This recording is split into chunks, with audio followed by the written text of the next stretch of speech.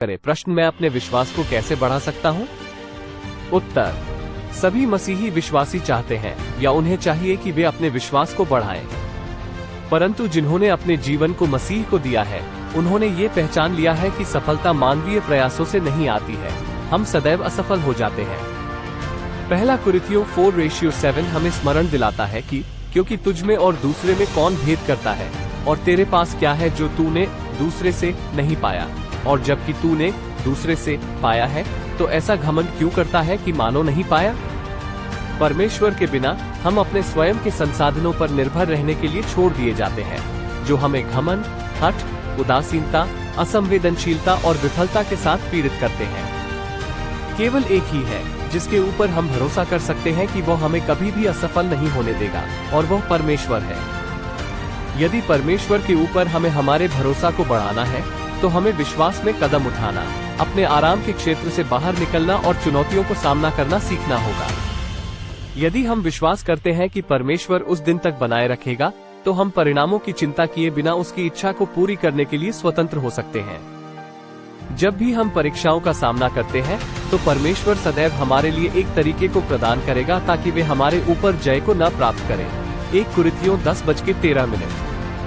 हमें उस तरीके की खोज करने की आवश्यकता है, और जब हम इसे पाते हैं तो परमेश्वर की प्रशंसा करते हैं।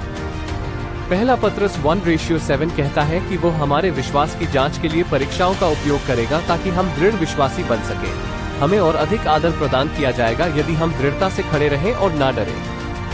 अतः विश्वास सुनने से और सुनना मसीह के वचन से होता है। फिर मिलते हैं अगले वीडियो में। सबको जय मसीह। कैसे करें ईश्वर की प्रार्थना ताकि पूरी हो सके आपकी कामना? प्रार्थना में वाकई बहुत शक्ति होती है, अगर आप इसके जरिए अपनी मनोकामना की पूर्ति चाहते हैं। हम अपनी मेहनत और दिमाग से काबिल तो बन जाते हैं, लेकिन कभी कभी कुछ मौकों पर हमारी काबिलियत भी हमारे काम नहीं आ पाती। ये ऐसे मौके होते हैं जब कुछ घटना पर हमारा जोर नहीं चलता। इसी को हम अपनी जबान में बुरा दौर कहते हैं, और इंसान की फितरत ही ऐसी है कि बुरे दौर में ही उसे ईश्वर की याद आती है। तब वो उनकी शरण जाकर उनसे अपनी कामना पूर्ति की प्रार्थना करने लगता है। लेकिन एक बात आपने जरूर मानेंगे कि ईश्वर सभी की प्रार्थना भी नहीं सुनता। अगर आप चाहते हैं कि आपकी पुकार भगवान तक पहुंचे, तो आपको प्रार्थना करने के सही तरीके के बारे में पता होना चाहिए। प्रार्थना के नियम सही तरीके से की गई प्रार्थना जीवन में चमत्कारी बदलाव लाती है। प्रार्थना सरल और साफ तरीके से की जानी चाहिए और आसानी से बोली जाने वाली प्रार्थना करनी चाहिए। शांत वातावरण में प्रार्थना करना सबसे बढ़िया होता है। खासतौर पर मध्य रात्रि में प्रार्थना जल्दी स्वीकार हो जाती है। प्रार्थना को रोज एक ही समय पर करना अच्छा होता है। वहीं दूसरे के नुकसान के उद्देश्य से या फिर अतार्किक प्रार्थना मत करें। दूसरे के लिए प्रार्थना करने से पहले उसके बारे में सोचें और फिर प्रार्थना शुरू करें। अगर आपने ये नियम अपनाए तो यकीन मानिए कि आपकी प्रार्थना चाहे धन की हो या संतान या फिर नौकरी की, ये पूरी जरूर होगी। तब तक के लिए सबको जय मसीह की। मिलते हैं अगले वीडियो में। यीशु मसीह कौन है? यीशु की खास भूमिका क्या है? वो कहां से आया था? वो कैसा इंसान था? 1, 2 क्या एक मशहूर आदमी का सिर्फ नाम जानने का यह मतलब है कि आपकी उससे गहरी जान पहचान है? यीशु के बारे में लोग कैसी अलग अलग राय रखते हैं? दुनिया में कई मशहूर और जानी मानी हस्तियां हैं। कुछ लोग अपने समाज, शहर या देश में मशहूर हैं, तो कुछ दुनिया भर में। मान लीजिए आप किसी मशहूर आदमी का सिर्फ नाम जानते हैं, तो क्या आप ये कह सकते हैं कि मेरी उससे गहरी जान पहचान है? नहीं। सिर्फ नाम जानने का यह मतलब नहीं कि आपको उसकी जिंदगी की एक एक बात पता है, और यह भी कि वो कैसा शख्स है। यीशु मसीह करीब 2000 साल पहले धरती पर आया था, फिर भी आज सारी दुनिया के लोग उसके बारे में कुछ न कुछ जरूर जानते हैं। मगर कईयों को सही से पता नहीं है कि यीशु असल में कौन था। वे उसके बारे में अलग अलग राय रखते हैं। जैसे कुछ लोगों का कहना है कि वह एक नेक इंसान था, दूसरे कहते हैं कि वह बस एक नबी था, और कई लोगों का मानना है कि यीशु परमेश्वर है और हमें उसकी उपासना। ईसा मसीह के बारे में 10 रहस्यमयी बातें। ईसा मसीह के बारे में 10 रहस्यमयी बातें। अनिरुद्ध जोशी। ईसा मसीह के बारे में कई तरह की बातें वक्त वक्त पर सामने आती रही हैं। उनमें से कुछ को विवादित माना गया और कुछ पर अभी भी शोध जारी है। हालांकि इन बातों के सच होने का दावा हम नहीं करते। आओ जानते हैं ऐसी ही 10 रहस्यमयी बातों के संबंध में जानकारी। उक्त जानकारी का आधार समय समय पर प्रकाशित खबरें और रिपोर्ट है। 13 से 29 वर्ष के बीच कहाँ रहे ईसा मसीह?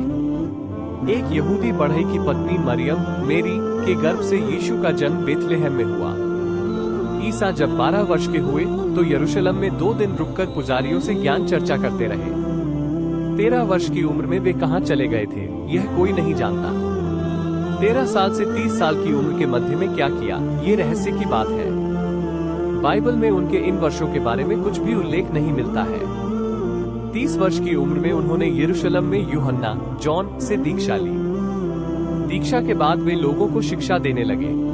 ज्यादातर विद्वानों के अनुसार सन 29 ई को प्रभु ईसा गधे पर चढ़कर यरूशलेम पहुंचे और वहीं उनको दंडित करने का षड्यंत्र रचा गया। अंततः उन्हें विरोधियों ने पकड़कर क्रूस पर लटका दिया। उस वक्त उनकी उम्र थी लगभग 33 वर्ष। 2. क्या 25 दिसंबर ही है ईसा मसीह का जन्म दिवस? हाल ही में बीबीसी पर एक रिपोर्ट छपी थी। उसके अनुसार यीशु का जन्म कब हुआ इसे लेकर एक राय नहीं है। कुछ धर्मशास्त्री मानते हैं कि उनका जन्म वसंत में हुआ था, क्योंकि इस बात का जिक्र है कि जब ईसा का जन्म हुआ था उस समय गढ़रिये मैदानों में अपने झुंडों की देखरेख कर रहे थे।